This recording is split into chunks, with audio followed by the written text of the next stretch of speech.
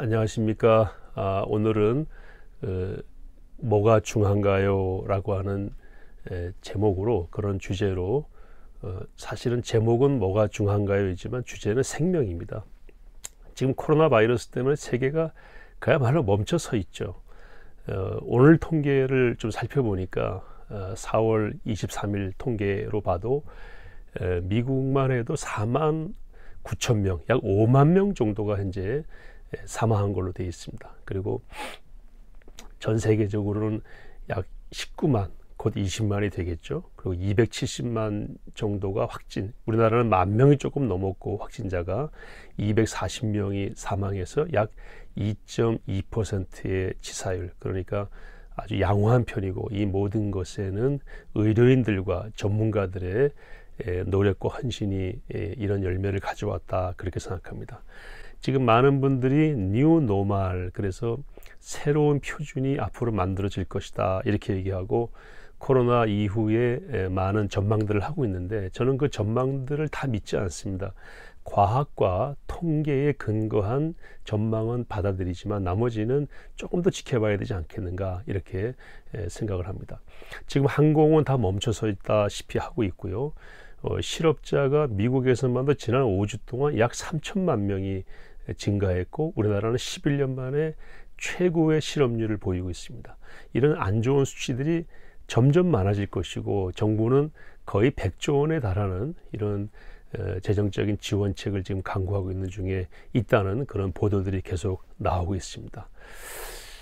그런데 이렇게 세계가 멈춰서 있다시피 하고 재정과 모든 에너지를 다 투입하고, 반면에 그것 때문에 발생하는 수많은 문제들이 예견됨에도 불구하고 이렇게 가는 것은 과연 온당한 것인가?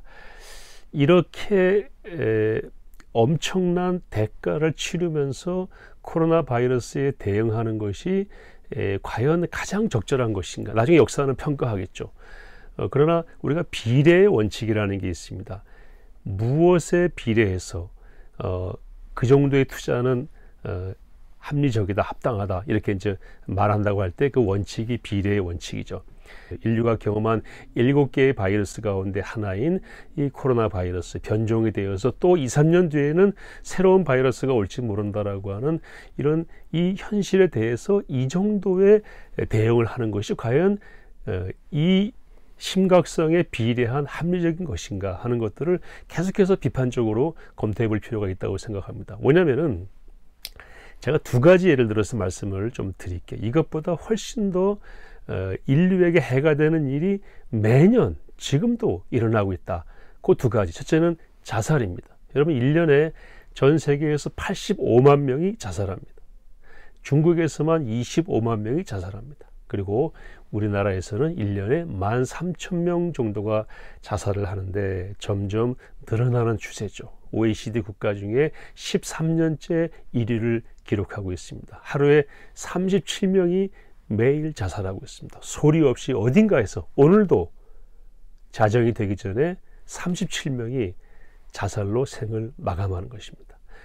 10만 명당 약 25명 정도 매일 죽고 있습니다. 그리고 더 심각한 건 뭐냐면 우리나라의 경우에는 50대가 가장 많습니다. 자살자 중에 연령대별로는 50대가 제일 많고요. 그 다음에 10대도 사망 원인 1위가 자살입니다. 젊은 분들이 많이 죽고 활동해야 될 분들이 자살로 인생을 많이 마감한다. 이 문제에 대해서 우리가 한번 심각하게 사회적으로 모든 걸 멈춰 세우고 고민한 적이 있는가? 정말 정치인부터 관료, 전문가들이 이 문제 가지고 고민한, 제가 이 모든 통계들은 정부가 내세운, 제출한, 정부가 제시한 통계를 근거로 말씀을 드린 겁니다. 제가 오래전에 캐나다에 공식 방문할 일이 있어서 출장 갔다가 그 의회를 방문한 적이 있습니다. 캐나다 의회에서 1시간 정도 참관하는 일정이 있었는데, 그때 여야 의원들이 1시간 정도를 그렇게 서로 싸우듯이 논쟁하는 주제가 뭐였냐면은 자살 문제였습니다. 캐나다의 밴쿠버와 퀘벡 지역의 자살이 늘어나는데 어떻게 할 거냐라는 거 가지고 여야가 1시간 싸우는 걸 보고 왔습니다. 굉장히 부러웠습니다. 어디 우리 국회에서 자살 문제 가지고 여야가 1시간을 싸운 적이 있는가? 논쟁한 적이 있는가? 대책을 세우라고 온 언론이 이 문제에 대해서 관심을 가진 적이 있는가? 부러웠습니다. 그러면 자살은 예방할 수 있는 건가? 저는 예방할 수 있다고 확신합니다. 제가 군목으로 사역할 때에 부대에서 병사들이 자살로 많이 죽었습니다. 통계를 보니까 한때는 1년에 450명이 자살한 경우도 있더라고요. 그래서 많은 부모들이 자식을 군대 보낼 때 걱정을 많이 했죠. 그런데 집중적으로 우리 군목들이 자살 예방에 대해서 노력을 많이 했습니다. 이런 전문가적인 책도 만들어내고 자살 예방에 대해서, 그리고 우리가 그때 지식이 많이 부족했기 때문에 미군들이랑 같이 연합해서 97년부터 이때가 자살 예방의 거의 원년이라고 봐야 됩니다. 자살이 지금 뚝 떨어졌어요. 우리 사회의 자살자들에 비해서 3분의 1로 떨어졌습니다. 할 수 있습니다. 우리가 여기에 초점을 맞추고 또 생명이 정말 중요하다면 이런 데 관심을 가져서 실질적인 생명을 구하는 일에 나서야 되지 않겠는가 하는 생각을 하게 되는 것입니다. 두 번째는 에이즈입니다. 지금 지난 40년 동안 감염병으로 전 세계에서 가장 많은 사람을 죽인 질병이 에이즈입니다. 3,900만 명이 죽었습니다. 지금도 전 세계 4천만 명이 에이즈 환자입니다. 1년에 70만 명 정도가 죽습니다. 그리고 지난 한 해만도 170만 정도가 새롭게 감염이 됐고 그 중에 30%는 20대입니다. 우리나라에도 13,000명 정도의 에이즈 환자가 있고 작년에 2018년에 130명 정도가 이 에이즈로 사망했습니다.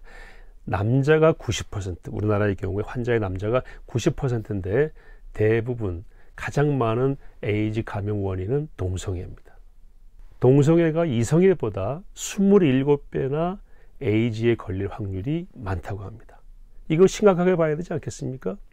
그리고 이 에이즈는 법정 전염병이기 때문에 한 사람당 치료에 수천만 원이 들어갑니다. 2016년 통계까지만 나와 있는데요. 1천억 원의 세금이 여기에 들어가는데 아마 지금은 더 늘어났을 겁니다. 1년에 900에서 1000명의 환자가 매년 증가합니다. 그리고 젊은 층이 여기에 많이 걸립니다. 그럼에도 불구하고 동성애 하지 마세요라고 말하면 법으로 처벌하는 조항을 지금 만들려고 그래요. 사람은 그 행위로 인해서 감염이 되고 이것이 젊은 사람들을 1년에 100여 명씩 죽이고 있고 그 다음에 1,000억 이상의 재산이 국가 예산에 들어가서 여기 치료에 쓰여지고 있는데 이걸 비판하면은 그런 사람을 처벌하는 법을 지금 만들려고 그런다. 과연 생명에 관심이 있는 것인가? 생명에 관심이 있다면 이렇게 할 수 있는가? 생명에 관심이 있다면 모든 걸 멈춰 세우고 코로나 바이러스 대책에 몰두하는 이 모든 정치, 그 다음에 언론, 관료들의 이 모든 에너지가 왜 자살과 에이즈에는 관심을 가지지 않는가? 이런 안타까운 마음을 갖게 되는 것입니다. 그런데 여러분, 교회는 생명입니다. 예수님도 세상을 구원하려고 오셨다고 그랬고 생명을 주려고 오셨다고 그랬고 예수님 몸은 생명의 떡이라고 하셨고 예수님의 그 말씀은 생명의 물이라고 말씀하셨습니다. 교회는 생명입니다. 다른 사람들은 유행을 따라서 유행병을 따라가죠. 또 뉴스의 초점을 따라가지만 우리 교회와 그리스도인은 생명의 초점을 맞추고 이 사역을 지속적으로 감당해야 될 그럴 이유가 분명히 있다 하는 것들을 한번 정리할 필요가 있다고 생각합니다.